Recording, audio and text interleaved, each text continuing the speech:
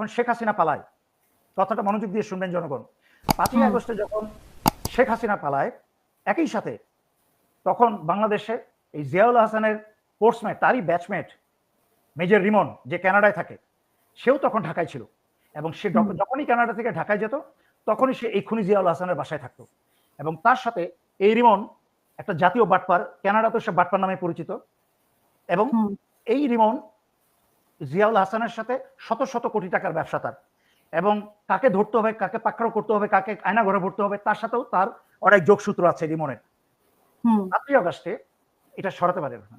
5ই আগস্টে যখন শেখ হাসিনা পালায়, তখন এই খুনি জিয়াউল হাসান তার হাতে শেখ হাসিনা থেকে আরম্ভ করে, জেনারেল ওয়াকার থেকে আরম্ভ করে, তার অধীনে ওই সময় যত সেনা প্রধান, বড় বড় জেনারেল, সিভিল প্রশাসনের যত বড় বড় সচিব, এদের যত আক্রম কুকম, যত হানি ট্র্যাপ, মানি ট্র্যাপ, এগুলো সমস্ত সাক্ষী প্রমাণ, কারণ তার কাজই ছিল এগুলা, টেলিফোনে আড়ি পাতা এগুলা করা।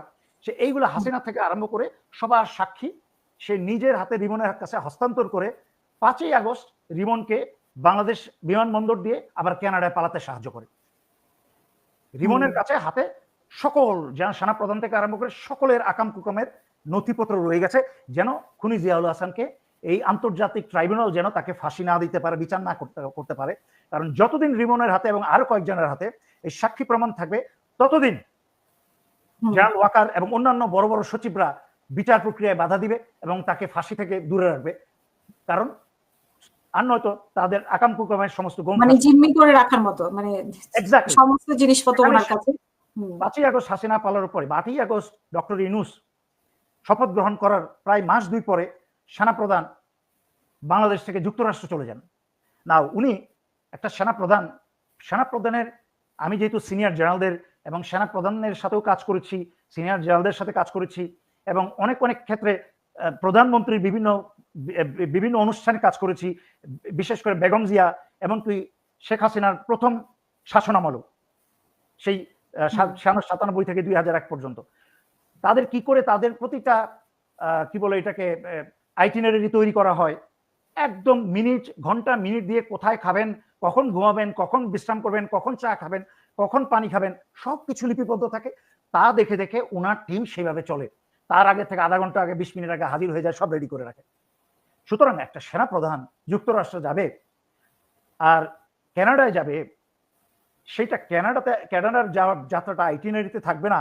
কারণ বাংলাদেশের মানুষ যেন না জানে, বাংলাদেশের সাংবাদিক বা সাংঘাতিক বা মিডিয়া কেউ যেন না জানে, আইএসপিআর কে যেন না বলতে হয়, সেই জন্য উনি শুধু আমেরিকায় গেছেন। আমেরিকার নাম প্রকাশ করা হয়েছে। আমেরিকায় গিয়ে উনি কানাডার ভিসার জন্য অ্যাপ্লাই করেছেন।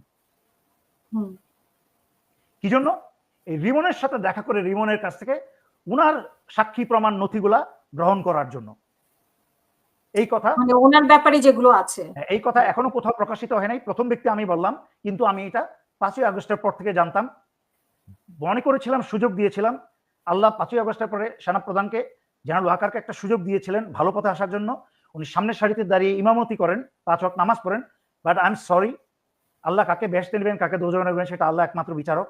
কিন্তু এহেন চরিত্রের, এরকম চরিত্র হয়ে যে একদিকে নামাজ পড়বেন, আরেকদিকে দেশের বিরুদ্ধে কাজ করবেন, আরেকদিকে অন্যায় অত্যাচার করেছেন এবং সেই অন্যায়গুলোকে আবার চালিয়ে যাচ্ছেন, এই মুনাফিকি চরিত্র নিয়ে আল্লাহ কি করবেন আল্লাহই ভালো জানেন। আপনি হয়তো মনে করছেন আল্লাহ কিছু দেখে আর কিছু দেখে না।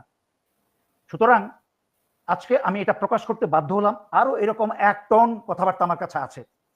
অনেক কথাবার্তা আমি বলি না জাতীয় স্বার্থে, কারণ দেশের ভিতরে অস্থিতিশীল পরিস্থিতি সৃষ্টি করা, অনেক যারা বক্তা আছে তাদের ভিতরে কোনো দায়িত্ববোধ নাই। সকাল বিকাল সে কিছু একটা নাটক করে বললো আর মনে করে হয়ে গেল। এর মাঝে কিন্তু দলে দলে মারামারি লাগছে, এর মাঝখানে কিন্তু দলে দলে হিংসা বাড়ছে, শত্রুতা বাড়ছে। তাতে কি হচ্ছে? ভারত সফল হচ্ছে, কারণ তারা ভারতের মিশনকেই তারা সাকসেসফুল করছে।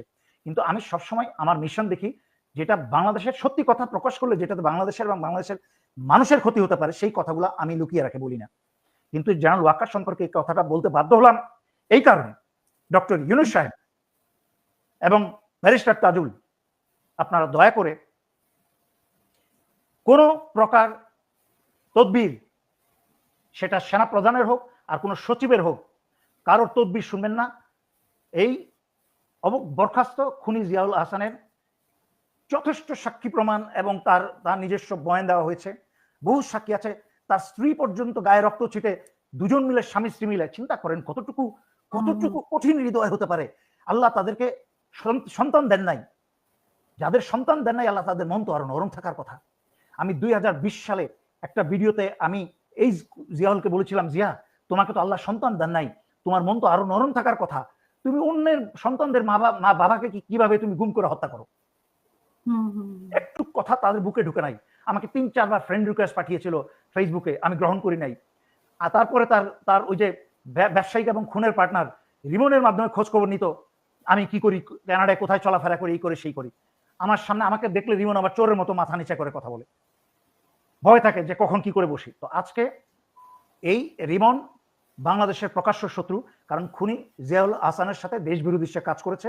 এবং আমি এই রিমনকে জনগণ ক্ষমা করে দিবে যদি রিমন খুনি জিয়াউল হাসানের সকল সাক্ষী প্রমাণ এই আন্তর্জাতিক ট্রাইব্যুনাল, যে এই আন্তর্জাতিক ট্রাইব্যুনাল ব্যারিস্টার তাজুলের হাতে তুলে দেয়, তাহলে আমি রিমনকে জনগণের পক্ষ থেকে জনগণকে অনুরোধ করব রিমনকে ক্ষমা করতে। আমি এমনকি প্রয়োজনে সাক্ষী প্রমাণ এগুলো আমার খাতে হস্তান্তর করলেও আমি ব্যারিস্টার তাজুলের কাছে তুলে দিব, কারণ ওনার সাথে আমার যোগাযোগ আছে। অসংখ্য ধন্যবাদ মেজর দেলোয়ার হোসেন। আমরা শেষ করব আপনার শেষ বক্তব্য আজকের অনুষ্ঠানের জন্য। আর কিছু যদি বলতে চান? আমার শেষ বক্তব্য, আপনারা শিবির বলে কথা নয়, যারা ভালো মানুষ তাদের সাথে থাকুন। এনসিপি তোমরা নতুন দল, পথ বহুদূর। ডক্টর ইউনূস কি চাইলো, তোমরা কি চাইলা সেটা বড় কথা নয়, বাস্তব তোমাকে দেখতে হবে যে তোমরা মাত্র শুরু করেছো, তোমাদের বহু পথ পাড়ি দিতে হবে। তবে পথটা ছোট হবে, শর্টকাট হবে যদি তোমরা ভালো মানুষের সাথে একসাথে মিলে কাজ করো, যদি তোমার জামাত শিবিরের সাথে মিলে কাজ করো। এর মাঝখানে চোখ সারাক্ষণ খোলা রাখো, যেই দলেরই হোক কোনো টাউট বাটপার যেন ঢুকতে না পারে। এমনকি সেনাবাহিনীর অবসরপ্রাপ্ত বিতর্কিত টাউট বাটপারও যেন ঢুকতে না পারে। এই সেনাবাহিনীর মাঝখানে বহুত বিতর্কিত অবসরপ্রাপ্ত অফিসার আছে যারা হাসিনা পালানোর পরে এবং হাসিনা পালানোর কিছুদিন আগে তারা এখন দেশপ্রেমিক হয়ে গেছে। তারা এখন মূর্খ হুজুগে বাঙালি তাদের পিছনে লাইন ধরেছে, মুগ্ধ হয়ে যায়, অথচ তাদের ব্যাকগ্রাউন্ড জানে না, এদের ব্যাকগ্রাউন্ডগুলো কি কি। কেউ গুম খুনের সাথে জড়িত ছিল, কেউ র্যাবে ছিল, কেউ র্যাবে থেকে চুরিদারি করেছে এবং বিভিন্ন অন্যায়ের সাথে জড়িত ছিল। আবার কেউ আওয়ামী লীগের প্রশংসা করেছে, আওয়ামী লীগের ছায়া তুলেছিল। আওয়ামী লীগ পালানোর পরে হঠাৎ করে পোল্টি মেরে কালার চেঞ্জ করে এখন তারা দেশপ্রেমিক হয়ে গেছে। আপনাদের জনগণকে সচেতন হবে, যত বেশি সচেতন হবেন ইনশাল্লাহ বাংলাদেশের গণতন্ত্র এবং আগামী নির্বাচন তত শক্তিশালী হবে ইনশাল্লাহ। ধন্যবাদ সবাই। অসংখ্য